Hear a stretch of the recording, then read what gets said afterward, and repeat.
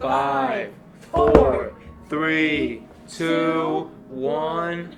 You're listening to WIDR Kalamazoo. And this is Wombat Music taking you through the rabbit hole with Dres. It's so awesome having you in Hello. the studio tonight. Oh, thank you. Thanks for having me. I know you were like one of the first people I ever interviewed like a year ago. Yes. And Yes. now we've come full circle. You know, you got some new music coming out. We got possibly. I don't know what you're talking about, but there is a whole circumference in this circle that you say. So, Yeah. yes. So how about you tell our listeners a little bit about who Dres and Dres and Friends are? Well, so, who is Dres? Who is he? I don't know that guy, but, no, I'm kidding. Anyway, so, it's pretty much, I write a lot of songs, and I need help from my friends, because I usually just, track it all myself, and then, with my friends, Beatles reference, nice, but, no, I mean, it's just writing a bunch of songs, and, mostly on my own, and then getting it together with a group of friends, and have them play it. So I don't have to, have 8 arms at one time. I'm not in an octopus's garden. So, yeah, but, yeah, no, I love it. There's so many people I've met through this experience, so many people I've met through just connecting through the music realm, and all around, Kalamazoo, all around the country, and even the world, but, that's what music is, the great communicator. But, it's a great experience. I get to play with different people all the time. You know how people pick up music differently. You see how people write different musically and how they learn music differently. So it gives you a lot more perspective of how you can do it yourself too, and take different pathways. It doesn't have to be the same all the time. So, no, Dres and Friends is great and all that. It kind of reminds me of cooking with other people. It's similar to that because everybody has their own style of cooking, whether or not it's more relaxed or structured, based off of a recipe, and letting other people in and seeing what their creative process is I feel can be inspirational in and itself. Seeing the recipes, seeing them all come together, seeing how the processes are, and taking each bits and pieces from them and creating different processes. Exactly. You described it very well. Yes. And I think that was something that really drew me into you when I first saw you perform. I think it was actually at Bell's in 2023. Wow. Perhaps that summer. And I know that you performed Great Gig in the Sky. Yes. Rain was the vocalist. Yeah. And I think what you're doing is really cool because it's giving other artists who maybe aren't in a band a platform or a stepping stone to start off, because sometimes it's hard to break your way into finding a whole band, or maybe they're not writing music on their own yet, but you're helping the music scene by giving them opportunities. Yeah. So that's really cool. And they help me too, because they open my mind up to a lot more genres and a lot more styles of music than I ever could have imagined on my own. So, it goes both ways. Very thankful for that. Very thankful for that. So, would you say that your current sound and the music you're working on now has been pretty consistent to the music you have always played, or have you seen what changes have you seen over the years in your style? There's been so many changes. There's been so many lefts and rights and ups and downs and wherever, north, south, east, and west, whole compass of changes. I'll tell you that, but. That's what I like about it. There's always change. It's inevitable, and you have to adapt to it. So why not just, make music like that? I'd be kind of in regret if I didn't try anything different. I wonder what's out there. I wonder what if I tried this, and if I try and I don't like it, I can say I don't like it because I tried it, and we'll just move on. So it's always that moment of clarity where if I do try and I really like it, it's wow, I'm really glad I tried this, and I'm really glad that it turned out this way that I didn't even expect. Or if I try and I don't like it, it's hey, I tried it. I tried to get onto it, but I'm not too hip to it or whatever. So, yeah, it's just a learning experience both ways, I would definitely say. And it's opened up my mind, and it's opened up my processes of writing. It's opened up a lot more people to come into my life too, and that's great. I love it. What would you say was the root of this project, and then how has it kind of spread its tendrils? Like, what direction, like, has it gone in? And I want you to be, like, super specific. Well, I mean, it just kind of, it started out by, like, I wanted to play every instrument, but I can't right now. I mean, hopefully in the future. But, like, I don't have 8 arms. I don't have, 4 clones waiting to play with me. So the thing was, it's like, well, if I know all these parts, I might as well get people and teach them these parts and see what happens. And sometimes it's not even like that. Sometimes I'll just have, like, one simple idea in my head, and then we'll just crank it out. And I'll just go to the, people that I'm playing with and be like, hey, can we try this out? And then, sometimes they'll give me an idea. They'll be like, I'd never thought of, and it'll be like, wow, I never thought of it that way.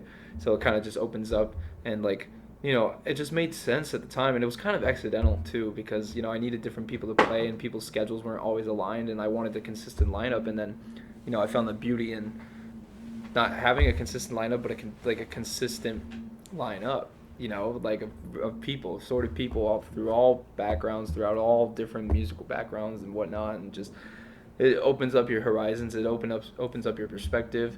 Definitely teaches you a lot of communication skills, that everybody communicates differently, and so you have to kind of communicate your ideas differently from time to time, whether that be, very explicitly to the bone, or just, kind of just putting it out there and let the rest happen. So it was honestly just by accident and just by chance, because it's like, well, not everybody's going to be available all the time, so why not? And then here we are, opening up new genres, opening up new styles of music, opening up new ways of thinking, and trying to just, go forward with it. Yeah. What do you think has been your biggest challenge when playing with other people? Kind of like, sometimes there's ideas in my head that I need to get out, and it's like, I've tried different ways of communicating, and then, sometimes it doesn't get across, and it's like, well, how can I make that come across easier? How can I do that easier? And it wasn't easy at first, because I have all these ideas in my head, and I'm like, rambling on, and I'm like, does this make sense? And, one thing I do during practices is, like, I ask everybody, is this making sense? Does anybody have any questions? Does anybody have concerns? And usually, most of the time everyone's like, no. But sometimes there will be like, hey, like, what about this? Or like, hey, like, I think you should do this. Or like, I think this should be happening here. And so I'm open to suggestions a lot more than I ever was. And it's nice because it's like, it makes sense. Because when you try it out, it's like, wow, I didn't think of it that way. But in all honesty, it's just everything that's coming into, like, blending. It's like a smoothie, honestly. You can do anything with a smoothie. You can put bananas, peanut butter, strawberries, whatever. It's pretty much like a musical smoothie in that case. And, like, you can blend so much stuff in, and you'll never know what you truly get until you blend it in and, have a sip. You just answered one of my questions without even, like, knowing I was going to ask. What's that? I was going to ask, like, if your project was a food, like, what food would it be? Definitely a smoothie. Is a smoothie. It's definitely a smoothie. Yeah. Yeah. I mean, maybe it's like, from an outsider perspective, if they just saw the band and didn't hear it, they'd be like, oh yeah, like, it's the same, like, what? But then it's like, oh no, like, but peanut butter and chocolate tastes different than, like, I don't know, blueberry and lemon. Like. Yeah. Or green avocado, or not a green avocado. What the heck is that? Avocado. Green avocado, or agave, or whatever you call it. Acai. Am I saying that right? Acai. Or acai. I never know. No, I'm sure. But, like, yeah, pretty much. Like you're saying, it could be from a green, super green smoothie to a peanut butter chocolate hearty smoothie. Anywhere in between. That's what I love about it. And sorry, I didn't mean to interrupt you. You're good. Yeah. But, every time I have a musician on air in the studio, I have them compile a playlist. Is that so? But I kind of forgot about that. I know, Oh, but whoa. I think there's something we gotta play before the Oh. playlist. Like, I saw Yeah. this thing pop up in my Google Drive, and I was Yeah. like, what is that? Strolling. Yeah, it kind of makes me feel like we should be going on a stroll right now. I would love to go on a stroll. I think everybody else may want to go on a stroll too, but we'd have to bundle up right now since it's freezing. But nonetheless, I think we should be strolling, if you know what I'm saying. Is it time for strolling? Yeah, it's time to get Alright. strolling. Fresh for your ears. never been heard before. We got Strolling Mix by Dres. You're listening to WIDR Kalamazoo. And this is Wombat Music taking you through the rabbit hole with Dres. Dres. Hello. And you just heard Strolling for the very first time, unreleased single. Mm-hmm. No. Yes, I don't know what you're talking about, wink, wink, but maybe I do. I don't know. I was out strolling, so I can't say. I can see what you mean about like how the sound has changed, because like it definitely still has that like characteristic, you know, like kind of like heavier vocals, but Yeah. I like the balance of that with like the trumpet and the other like instrumentals. Who's on the trumpet, by the way? A guy named, you might know him, Collier, Lynn Hillman is on trumpet. Wait, Collier? Collier. Wait, Collier plays trumpet? He does. That's insane. Collier of Domain Master variety. Mm-hmm. The one and only. How did I never... That's insane. You blow my mind. But anyway, I think it's time for us to play a few songs from the playlist now. Yes. I think the first one is the Beatles one, right? It's that Elvis cover. That's All Right, Mama? Yeah. That's my favorite one. Paul does a really good job of doing an Elvis impersonation, but he still sounds like Paul, so that's why I like it. Live at the BBC. Mm-hmm. Or like live at WIDR. You kidding me? Whoa! That's what you'll be tomorrow night. Whoa! A little Holy plug-in. Yeah. guacamole. So yeah, tomorrow at 7 p.m., Wednesday, November 19th, Dres and Friends will be playing a live set which will feature some friends of ours. And yeah, you should tune in like you are right now and even more. So yeah, tune in tomorrow at 7 p.m. to hear us play live. But yeah. And right now, we got some more music for you. We got that little Beatles song, a cover of Elvis. That's All Right, Mama. Dark Horse by George Harrison. Mm-hmm. And Stratus by Billy Cobham? Yeah. Good one. Really good one. All right. And this is 89.1 WIDR FM. Say hello to your friends. Hey, it's Moravian, and you're listening to Dres on WIDR FM. Shout out to the Moravian crew in Detroit, Michigan. They were just on the news, and they rocked it. Shout out to them. Shout out Moravian, man. I miss you guys. We gotta play a show soon. But considering that, it is Dres and Friends, so I'd like to say hello to a few friends. So, hello Ryan Fluke. Hello Grayson. Hello Ethan. Hello Haley. Hello Andrew. Hello AJ. Hello Eric P. Hello Micah. Hello Eric Nye. Hello Collier. Hello Juan. Hello everyone. Hello Adriana. Hello. Shout out to all the friends, guys. Hello to all my friends who have played with me in Dres and Friends. Hello to everybody that I've made friends with. Hello to everybody who's played in this project. Hello to my family. Hello to everybody. Hello. Without the friends, couldn't make it happen. No. I mean, you know, being Dres is still really cool. But, Hey, you thanks. know, but it's better with friends. Dres and Friends, there's always room for you. Indeed. Oh, also, you didn't say, but also Quincy. Quincy, yes. Hello, Quincy. Hello, Henry. Headband Henny and Quincy Allen Ellis. Woo. Hello, Daniel Brock. Hello, J.R. Sharif. Hello, Remy Robertson. The list goes on. Hello, John Schultz. Hello, Tyrell Schaff. Hello, Austin Osich. Hello, Jake. Hello, Robbie. Hello, Henry. Hello, Wish you could Chase. Shout out the whole town. Hello, Parker. Hello, Dante. Hello, everyone. And everyone. But yeah, hello friends. Hello, friends. Yay. Yeah! Yeah!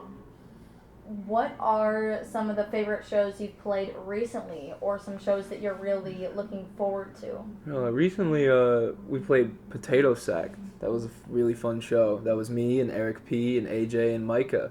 And that was a great show. Shout out Potato Sack and Sack. the general manager Dan from Hello, Dan. WIDR, who helps run Potato Sack. hello, and yes, that was a really good show. You know, everybody pretty much was like, you know, that school lunch tater tot thing. Everybody was packed in, and like everybody was rowdy, and everybody, you know, had a good time. Everybody was in the potato sack, and you know, we brought the dressing, we brought the sauce, and The ranch. the ranch, If you will. the ketchup, the barbecue sauce, the honey mustard, the buffalo sauce. The list goes on and on. But Oh yeah. that, you know, that was a fun show. I've been more in the studio recently, so. Oh yeah, I doing mean, some recording. But I don't know what you're talking about. Oh yeah. I don't know what you're talking No. about. No No idea. no idea. Well, maybe there'll be some more information about that in a little bit. But coming up next, we have "On the Road Again" by Bob Dylan, and please help me say this. Trophy. Oh, Trois Bleu, c'est en français, c'est ensemble par Cortex. Qui s'appelle Cortex? C'est français. Oh, by the way, I speak French fluently. Moi, je parle français aussi. I speak a little bit of most languages. So. Also, don't you speak Arabic?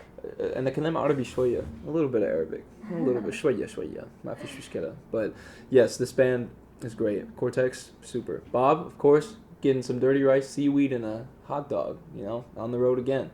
He asked why I don't live here. How come you don't move? You know, great song. Love it. That's why I chose it. Yes. Well, On the road again. we got some Bob Dylan and some Cortex coming up for you on 89.1 WIDR FM. Your source for Radio Evolution. Welcome back. What's going on, everybody? This is Spidey Son, CEO of Chasing Stars Entertainment, and you're listening to Dres on WIDR FM. Let's get it cracking. Yeah, get cracking. And what'd you say? Let's get it cracking. That's what I thought you said. And you just heard a little tune by Bob Dylan, and then a song by Cortex. Le Trois Bleu en français. Super. Yeah. So how many languages did you say you speak? Or, you know, what's the context behind this? Like, tell me what's the lore. So, well, I grew up in a household where English and Arabic were the primary languages. So my dad's side of the family spoke Arabic, and my mom's side of the family spoke English. And so I tried learning Arabic when I was younger, and I was like, well, this is a little bit difficult. So I was like, you know what, why not learn another language first and then come back to Arabic? So I was like, all right. You know, and I was like, no, I don't want to learn Spanish. I was like, German, no. And I was like, French? Pourquoi pas? Why not? And so I took my first ever French class when I was in high school. I was 14. And I failed it. And that didn't stop me, you know, because I was like, I'm not going to stop here.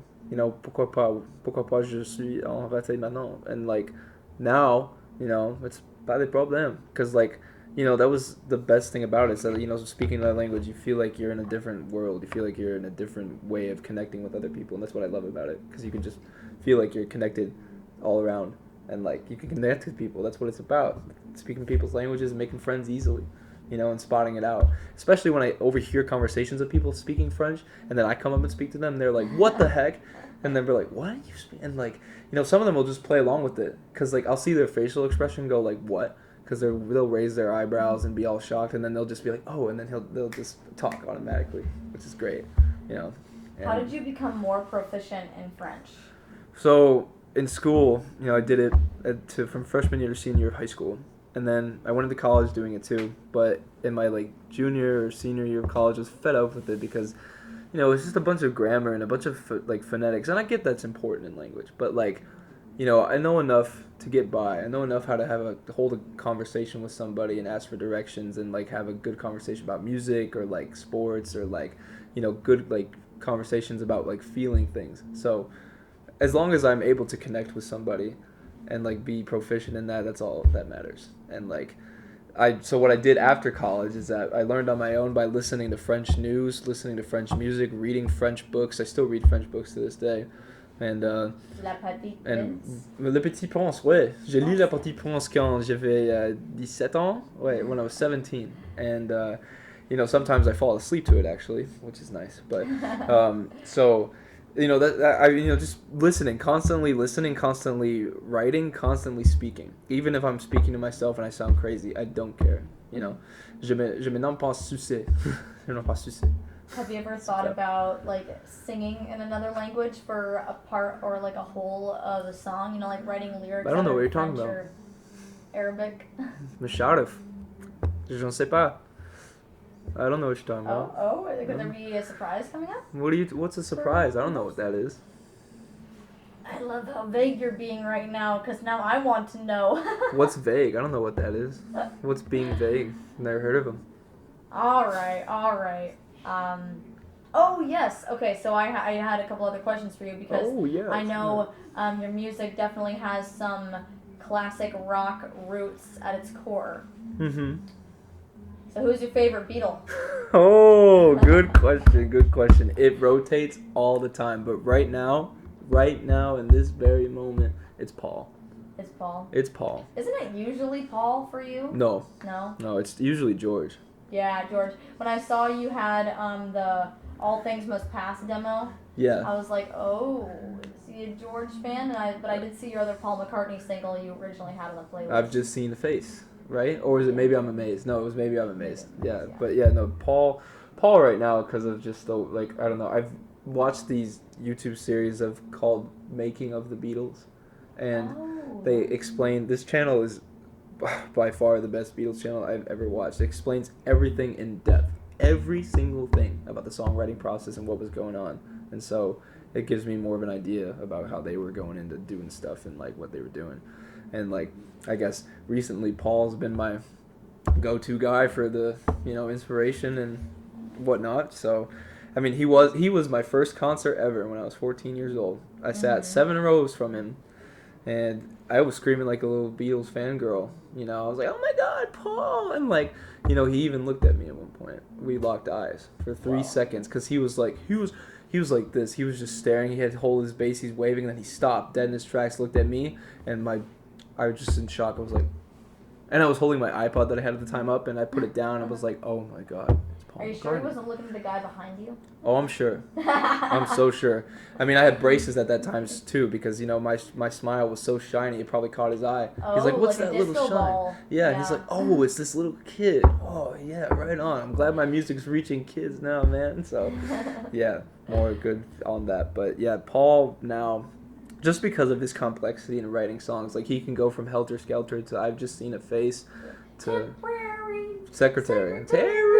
Monkberry Moon Delight too. Everything in between. Yes, Here, There, and Everywhere. Huh. Anyway, yeah. No, Paul. Yeah, right now. Do you have a favorite Beatles album? Yeah, that rotates a lot too. Right now, it's man, it just rotated again. It rotates constantly. But my favorite Beatles album probably right now is Abbey Road. Abbey Road. Classic. The deep cuts are great. Every single track on Abbey Road is something so interesting. And there's a bunch of lore behind it too. It's just banger after banger after banger. That's why people say it's like the best album ever. Yeah, you go from Come Together to Oh Darling to Because to You Never Give Me Your Money to, you know, Mean Mr. Mustard, like classics. You have the track list memorized. Classics. I missed a few in between. That was just jumping between. But yes, no. Yeah. Yes! Yeah, I think after watching, was it Get Back? Yes. Like on Apple TV or whatever, which was like the making of Let It Be or something. Yeah. Or was that? Yeah, it was the making of Let It Be, and of like a 3-part series, and like they had Michael Lindsay Hogg as the director, and they had everybody in there in the studio, and it was great to see, because like, you know, you see their process and you see everything in between. Like you see the songwriting process, you see everybody trying to come up with songs. You even see at one point John Lennon had his back against the wall because Paul's like, he's like, "Do you have anything written?" He's like, "No," and he's like, "Well, you should write something," and he's like, "I will," you know. my back's against the wall. That's when I'm at my best, you know. And so he proved that, you know. And Ringo's just there having fun. He's just there for the ride. And George is like, "I want to quit." And then, you know, that George is a different story. I don't blame him, you know. But, you know, he went out to release All Things Must Pass that next year, and he had all those songs buried inside him because Paul and John were constantly bickering and never letting him do that. It's kind of like the, you know, the kid and the divorced parents and like. And Ringo's just like the happy puppy. Yeah, Ringo's just happy. Ringo's just happy to be here. Just like, "I'm here. Like, it's fine." He'll help everybody on everything, and he's the supportive role maker, whatever. Yes, but yes, great dynamics in that band. That's why they're my favorite band of all time. Oh yes. So funny you should say that. There's something called technology, and there's something that's based in technology called a dongle cord. And Dongle's such a dumb word. it's such a really weird word. I'll say it's weird too. I don't think it's dumb. I think it's just weird. They could have named it something better, small cord.